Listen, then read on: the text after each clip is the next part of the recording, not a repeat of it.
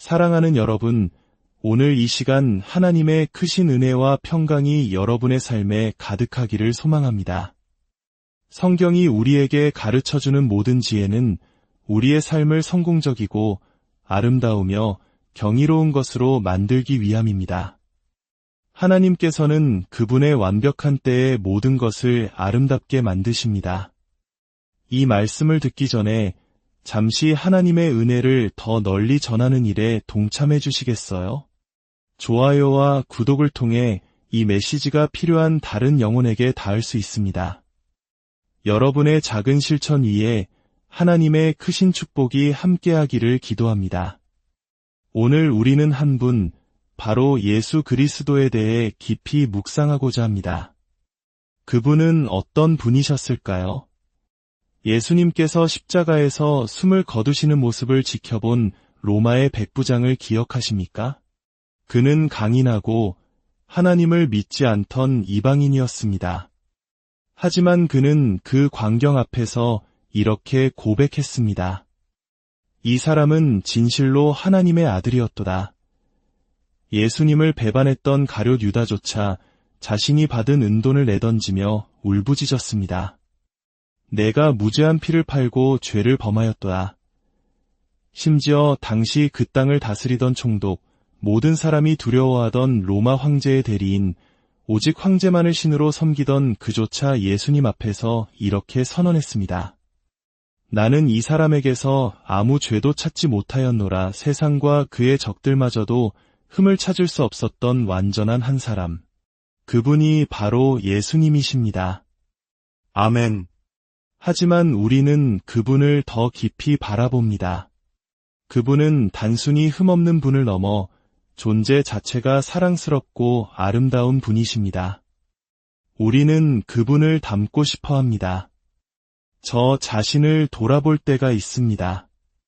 여전히 제 안에는 조급한 성미가 있고 쉽게 짜증을 내는 모습이 남아 있습니다. 사소한 일에 마음이 상하기도 합니다. 하지만 예수님을 보십시오. 그분은 결코 조급해하지 않으셨고 쉽게 화를 내거나 마음이 흔들리지 않으셨습니다. 그분은 수많은 사람들 속에서 걸으셨지만 그들에게 휘둘리지 않으셨습니다. 우리는 어떻습니까? 누군가 툭 던진 말 한마디에 분노하고 다른 사람의 반응에 따라 감정이 요동치는 철저히 반응하는 존재입니다. 하지만 예수님은 반응하지 않으셨습니다. 그분은 언제나 평온하셨습니다. 갈릴리 바다를 뒤흔들던 거대한 폭풍우가 몰아치던 밤을 기억하십니까? 사나운 폭풍도 예수님을 깨우지 못했습니다. 그러나 두려움에 떨던 제자들이 주여 하고 부르짖었을 때 그분은 즉시 일어나셨습니다. 마치 폭풍 속에서 잠든 어머니가 아기의 작은 울음소리에 즉시 깨어나는 것과 같습니다. 세상의 어떤 소음보다 당신의 작은 신음소리를 더 크게 들으시는 분, 그분이 바로 우리 주님이십니다. 주님은 일어나 폭풍을 꾸짖으셨고 바다는 완벽하게 잠잠해졌습니다. 제자들은 경외감에 사로잡혀 서로에게 물었습니다. 이분이 대체 누구시기에 바람과 바다도 순종하는가? 이 얼마나 놀라운 분이십니까? 그분은 먼저 외부의 폭풍을 잠재우셨고 그 다음 제자들의 마음속 폭풍을 향해 말씀하셨습니다. 어찌하여 무서워하느냐? 너희가 어찌 믿음이 없느냐? 거대한 폭풍을 잠재우신 그 능력의 말씀으로 우리 마음의 두려움과 불안의 폭풍 또한 잠재우실 수 있는 분이십니다. 성경 원어인 헬라어는 당시의 폭풍을 메가스톰이라고 표현합니다. 메가라는 단어의 의미는 굳이 설명할 필요가 없겠지요. 그런데 폭풍이 잠잠해진 후의 고요함을 성경은 메가 고요함이라고 기록합니다. 여러분이 지금 메가급 폭풍과 같은 인생의 시기를 지나고 있다 할지라도 주님은 단 한마디 말씀으로 당신에게 메가급 평온을 주실 수 있습니다. 예수님을 닮는다는 것은 바로 이런 평안을 누리는 것입니다. 또한 그분은 겸손하셨습니다. 내가 스스로 하는 것이 아니요 내 안에 계신 아버지께서 그의 일을 하시는 것이라 라고 말씀하셨습니다. 자신의 뜻이 아닌 아버지의 뜻에 온전히 순종하셨습니다. 우리는 얼마나 자주 우리의 방식대로 일을 처리하며 불순종하는지요. 그러나 예수님의 겸손은 약함이나 초라함이 아니었습니다. 그것은 위엄이 있는 겸손이었습니다.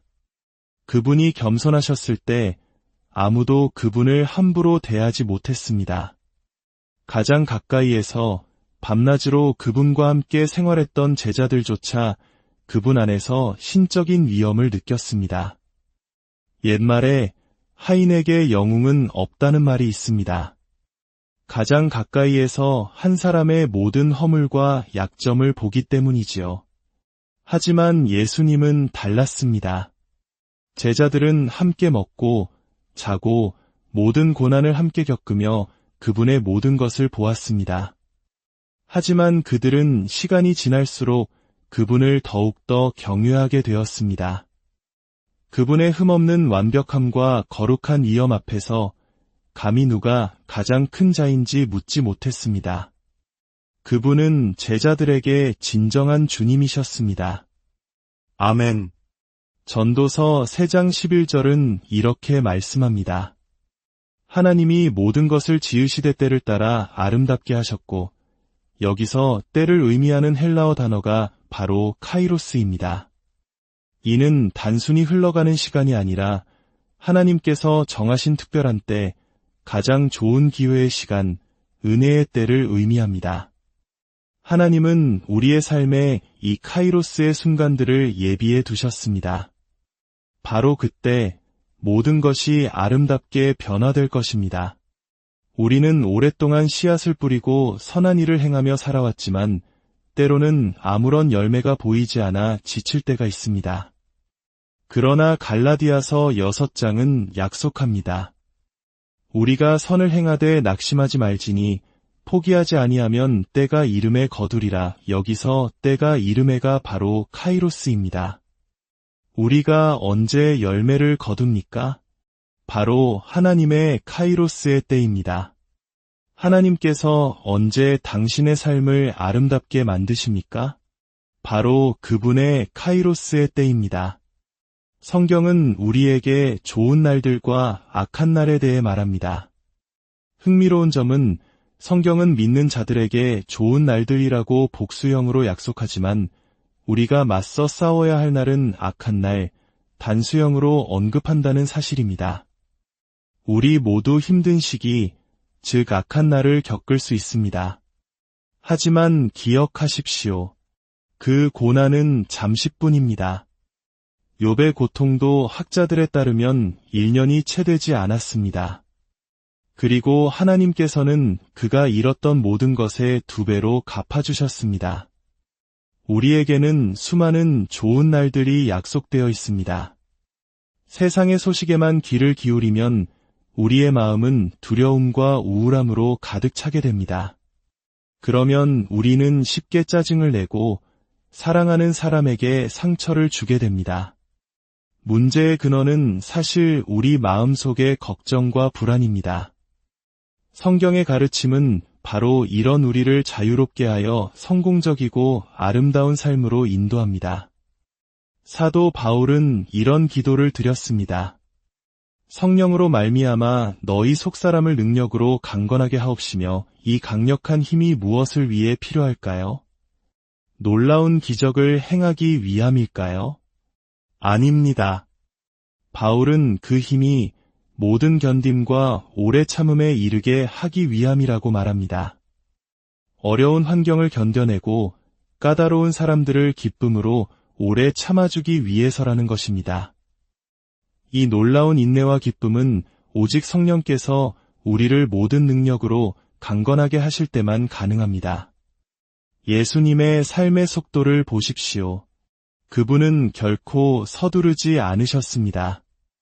회당장 야이로의 딸이 죽어가고 있을 때 그를 고치러 가시는 길에 한 여인이 예수님의 옷자락을 만졌습니다. 그분은 가던 길을 멈추고 돌아서서 그 여인과 대화하셨습니다. 만약 우리였다면 어땠을까요? 죄송합니다. 지금은 시간이 없어요. 더 급한 일이 있습니다. 라고 말하지 않았을까요? 우리 한국인들의 빨리빨리 문화 속에서는 상상하기 어려운 모습입니다. 하지만 예수님은 아버지께서 모든 것을 그분의 때에 아름답게 하실 것을 아셨습니다. 그분은 하나님의 시간, 카이로스의 흐름에 자신을 맡기셨습니다. 그리고 그 여인에게 따라 안심하라. 내 믿음이 너를 구원하였다고 따뜻하게 말씀하셨습니다. 그제야 야이로의 집에서 사람이 와서 딸이 죽었다는 소식을 전합니다. 그러나 예수님은 즉시 말씀하십니다. 두려워하지 말고 믿기만 하라. 그분은 죽은 소녀를 다시 살리셨습니다. 할렐루야. 이분이 바로 우리의 주님이십니다. 세상이 만들어낸 허구의 영웅들과는 비교할 수 없는 살아계신 진짜 영웅이십니다. 세상의 스타들은 대중과 거리를 두려워합니다. 가까이 다가오면 자신의 결점이 드러날까 두렵기 때문입니다. 그러나 우리 주님은 다릅니다. 그분은 우리에게 가까이 오라고, 그분의 음성을 듣고 그분의 얼굴을 보라고 초대하십니다. 그분께 더 가까이 다가갈수록 우리는 흠결이 아닌 더 완벽한 아름다움과 완전한 사랑을 발견하게 됩니다. 주님께서는 우리에게 기도를 통해 더 깊이 나아가라고 말씀하십니다. 기도는 몇 시간씩 무릎 꿇고 하는 종교적 의식이 아닙니다. 예수님께서 언제 어디서나 아버지와 대화하셨던 것처럼 기도는 하나님과의 살아있는 소통입니다. 운전 중에도, 일하는 중에도 마음으로 주님과 대화할 수 있습니다. 은혜를 안다는 것이 기도를 멈추게 하는 핑계가 되어서는 안 됩니다. 오히려 은혜는 나는 할 수 없지만 주님은 하실 수 있다는 고백으로 우리를 기도의 자리로 이끕니다. 자신의 연약함을 깊이 깨닫는 것, 그리고 전적으로 하나님을 의지하는 것. 이것이 바로 승리의 능력입니다. 창세기 24장에서 아브라함의 늙은 종이 이삭의 아내를 찾으러 떠났을 때를 기억하십시오. 그는 우물가에서 어느 소녀를 선택해야 할지 몰랐습니다. 그래서 기도했습니다. 내 주인 아브라함의 하나님 여호와여, 원하건대 오늘 나에게 순조롭게 만나게 하사. 바로 그가 기도를 마치기도 전에 하나님께서 예비하신 리브가가 나타났습니다. 이것이 바로 기도를 통해 경험하는 카이로스, 즉 딱 맞는 시간, 딱 맞는 장소의 축복입니다. 사랑하는 여러분, 예수님은 우리의 완벽한 모델이십니다.